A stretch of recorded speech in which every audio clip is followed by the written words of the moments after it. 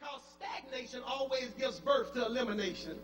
Ooh, that was too cute for y'all not to get that right there. I said stagnation always births elimination. What do you mean, Chris Davis? When you do nothing, you get nothing. When you do nothing, you become nothing. When you do nothing, you have nothing. I wish I had somebody. But here's the second thing they said. They said, if we go into the city, if we go into the place where the resources are, if we go to the place where they've got what we need, we're going to die. Why? Because everything that looks good to you won't always be good for you. I wish I had somebody. I'm going somewhere. They said if we sit here, we're going to die. If we go into the city, we're definitely going to die. But if we go into the enemy's camp, we may die. Oops, somebody missed it. Let me try it again. They say if we stay here, we're going to die. If we go into the city, we will definitely die. But if we go into the enemy's camp, we may die. Let me try it one more time. If we stay here, we're going to die. If we go into the city, we will definitely die. But if we go into the enemy's camp, we may die. And since may die is better than will die, we might as well take a chance. I wish I had somebody. If there's anybody that can say, since I may die, listen, I'm going to die trying. I'm going to die trying to have better, die trying to be better, die trying to do better. I wish I had some help in here. Now, greatness always involves a risk factor. Are you ready for the first risk? Here it is. You will run the risk of ridicule from others who look like you, but they don't think like you. Did I say? I said they look like you, but they don't think like you. See, when you make a decision to move toward greatness, when you decide that settling for the suitable is no longer an option for you, when you get dissatisfied with just being satisfied, when you decide that you're going to finish your degree, when you decide that you're going to open a business, when you decide you want to own your own home, when you decide you're going to get that promotion, when you decide you're going to believe God for better, you better know that there are some folks you've been hanging out with in the colony who aren't willing to take the risk, so the only thing they got left to do is to ridicule you. I wish I had somebody. Listen, now watch the text. Watch the text. They were all lepers. Tell somebody they were all lepers. That means they all had problems.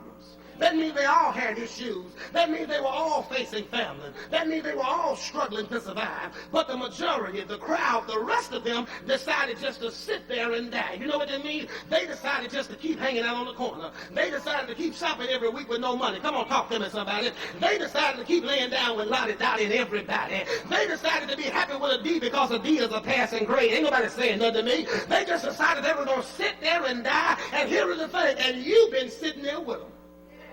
Are you hearing me? They decided to sit there and die, and you've been sitting there with them. But, look at your neighbor and say, but, when something awakens in you and says that you were meant for more than this, when something awakens in you and reminds you that God says you're the head and not the tail, you're above and not beneath, baby, you better get ready for folk to ridicule you. Anybody live long enough to know that when you start believing God for better, everybody won't be on your side. Everybody won't be your cheerleader. Everybody won't be excited for you.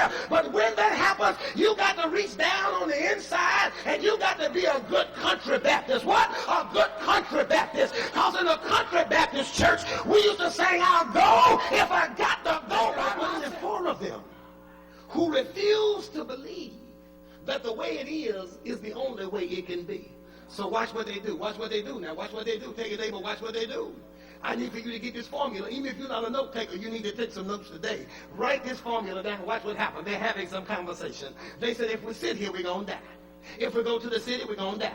If we go to the enemy's camp, we may live. Don't miss this now. They're having this conversation, and they're looking at all of their different options in order that they can make a decision. Please don't miss the formula. See, because they were in a dilemma, and whenever you're in a dilemma, you can use the same formula they used and get the result. Are you ready for the formula to handle a dilemma? Here it is. Step number one, whenever you're in a dilemma, have a discussion. Okay, you just missed it right there. Whenever you're in a dilemma, you got to learn how to talk that thing out. You can't, I know I preached a couple of weeks ago, you got to talk to yourself, and that's a good thing. But sometimes you got to learn how to talk to some other folk. And don't just talk to folk who know less than you. I wish I had somebody. You got to learn how to talk that thing out. Look at your neighbor and say, you got to have some discussion.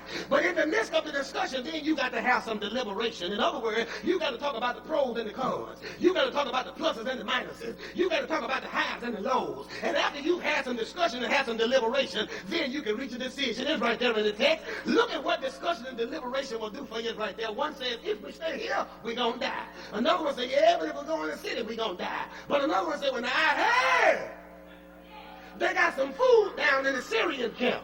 Now listen, they might kill us down there, but since they got some food, at least life is still an option. I wish I had some of y'all ain't hearing me. So after they've had some discussion and some deliberation, the Bible said they make a decision. What was the decision? They said, let us go to the enemy's camp. I wish I had. Now. Don't shout yet. It ain't time for the shout yet. Because I need to mention at least one more risk before we shout.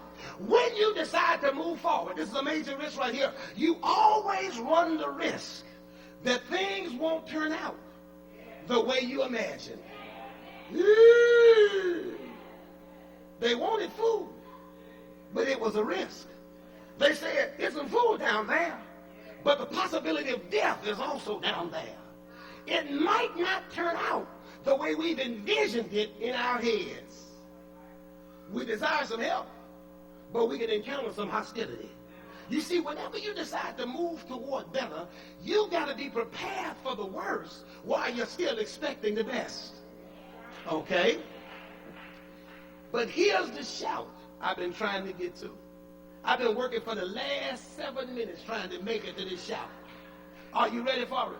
Because if you don't shout right here, either you're not listening or you just don't get it. Here it is. When it's a God thing, not a you thing, not a me thing, but when it's a God thing, the benefits at the end will be worth the risk at the outset. Oh, I can't get no help.